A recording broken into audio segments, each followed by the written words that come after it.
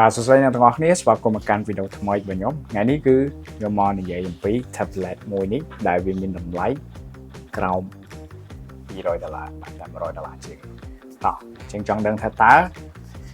tablet មួយនេះមានលក្ខណៈសម្បត្តិឬក៏គុណសម្បត្តិអ្វីខ្លះតោះតាមបានវីដេអូទាំងអស់គ្នា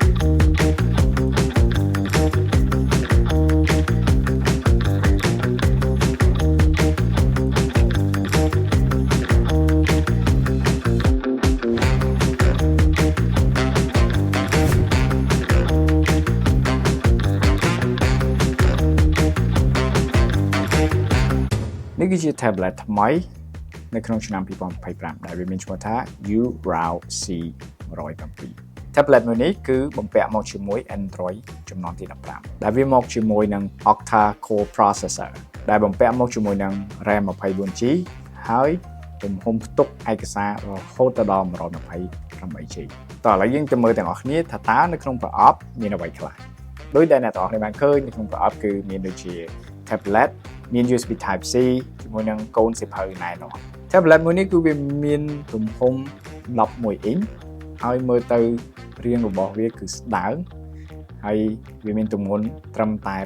830ក្រាមតែប៉ុណ្ណោះដែលនៅខាងក្រោយខ្នងរបស់វាគឺគេធ្វើជារបៀប matte black finish ដែលមានអារម្មណ៍ថាពេលដែលយើងចាប់កាន់គឺវាមានលក្ខណៈស្អិតល្មមដែលធ្វើឲ្យយើងកាន់វាជាប់ដោយមិនរបូត tablet មួយនេះមានអេក្រង់ទំហំ 10.1 ដែលវាមាន resolution រហូតដល់1280 គុណ800 pixels អេក្រង់របស់ tablet មួយនេះគឺវាមានកម្រិតភាពច្បាស់ភ្លឺខ្លាំងមែនទែនដូច្នេះអ្នកទាំងអស់គ្នាអាចមើលវានៅក្នុងផ្ទះឬក៏ក្រៅផ្ទះបានដោយមិនមានភាពពិបាកនៅក្នុងការមើលទៅលើ screen របស់វា tablet មួយនេះក៏មកជាមួយនឹង eye protection mode ចែកកម្ពុជាកម្រិតពណ៌ខៀវទាបដូច្នេះវាធ្វើឲ្យភ្នែករបស់យើងមើលអេក្រង់មួយនេះគឺមិនសូវជាឈឺភ្នែកប្រសិនបើយើងមើលយូរដោយដែលខ្ញុំបានលើកឡើងពីមុនអញ្ចឹង tablet មួយនេះគឺមកបំពាក់មកជាមួយនឹង RAM 24GB ហើយវាមានទំហំផ្ទុករហូតដល់ 128GB ដែលយើងអាច high memory បានរហូតដល់1TB បាទ 1000G tablet មួយនេះមកជាមួយនឹង Wi-Fi ចំនួនទី6ហើយនិង Bluetooth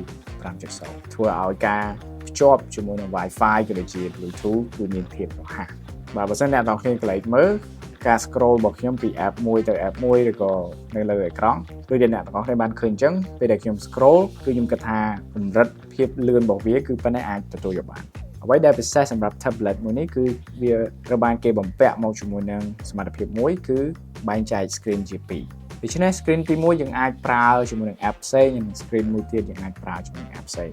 សម្រាប់កាមេរ៉ារបស់ tablet មួយនេះគឺវាបំពាក់មកជាមួយនឹង8មេនៅខាងក្រោយហើយនិង5មេនៅខាងមុខតោះឥឡូវយើងមកមើល sample ទាំងអស់គ្នាសម្រាប់គុណភាពរូបភាពនៅខាងមុខឬខាងក្រោយខ្ញុំគិតថាប៉ុណ្ណេះបើយើងមើលទៅគឺវាមិនច្បាស់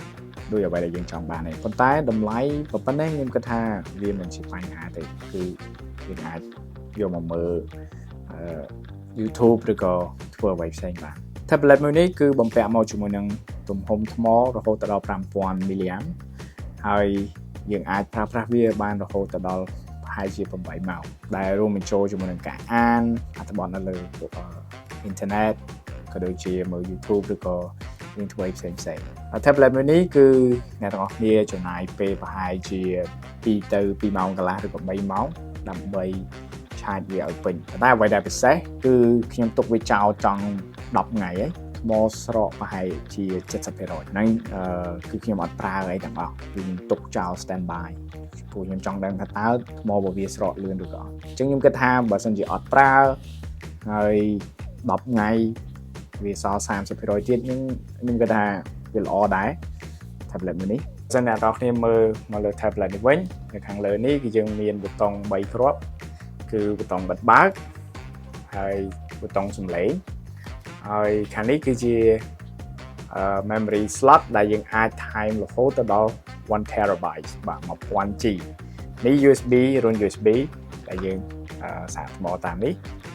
ហើយវាមានចំណុចពិសេសកន្លែងនេះមួយទៀតបើសិនជា tablet នេះគាំងគឺវាមានរុនមួយសម្រាប់យើងចាក់ពេលដែលយើងចាក់ទៅគឺវា restart បាទនៅខាងក្រោមមាន speaker 2ឆ្វេងនិងស្ដាំហើយខាងកណ្ដាលនេះគឺ microphone ចឹងមាន tablet នេះគឺយើងប្រើប្តីអញ្ចេះព្រោះដោយសារតែកាមេរ៉ាវាគឺនៅកន្លែងនេះបាទអញ្ចឹងវា design មកនេះអ្នកទាំងអស់គ្នាអាចឃើញហើយគឺវាអត់កញ្ឆទេគឺតតែយើងបើកមុខងារឲ្យវា auto rotate តាមយើងណាមិនវាកញ្ឆឬក៏ផ្ដេកតាមអ្វីដែលយើងចង់បានប៉ុន្តែបើសិនជាមុខងារ default វាហ្មងគឺវាផ្ដេកបាទគេ design មកផ្ដេកដោយសារតែកាមេរ៉ាវានៅខាងមុខខាងក្រោយហើយមានអីគេទៀត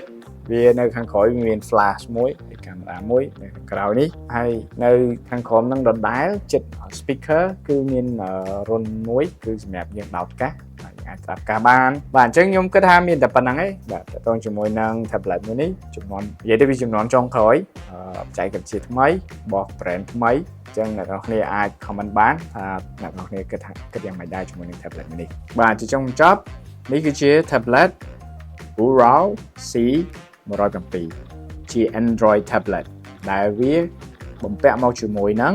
Android 15 RAM 24GB និងទំហំផ្ទុករហូតដល់ 120MB ដែលវាមកជាមួយនឹង Wi-Fi ចំនួនទី6ជាមួយនឹង Bluetooth 5.0 អ្វីដែលពិសេសនោះគឺវាបំពាក់មកជាមួយនឹងបច្ចេកវិទ្យាបែងចែក screen ជា2បាទដែលធ្វើឲ្យយើងអាចមើលកម្មវិធី2នៅក្នុងពេលតែមួយបាទអញ្ចឹងវីដេអូរបស់ខ្ញុំមកដល់ទីបញ្ចប់ហើយកុំភ្លេចជួយ like subscribe ហើយ share វីដេអូមួយនេះផងបើសិនជាអ្នកនរគ្នាគិតថាវីដេអូនេះគឺមានសារៈសំខាន់ទៅដល់បងប្អូនមិត្តភ័ក្តិរបស់អ្នកនរគ្នាអញ្ចឹងខ្ញុំសង្ឃឹមថានឹងជួបអ្នកនរគ្នានៅវីដេអូក្រោយទៀតបាទសូមអរគុណ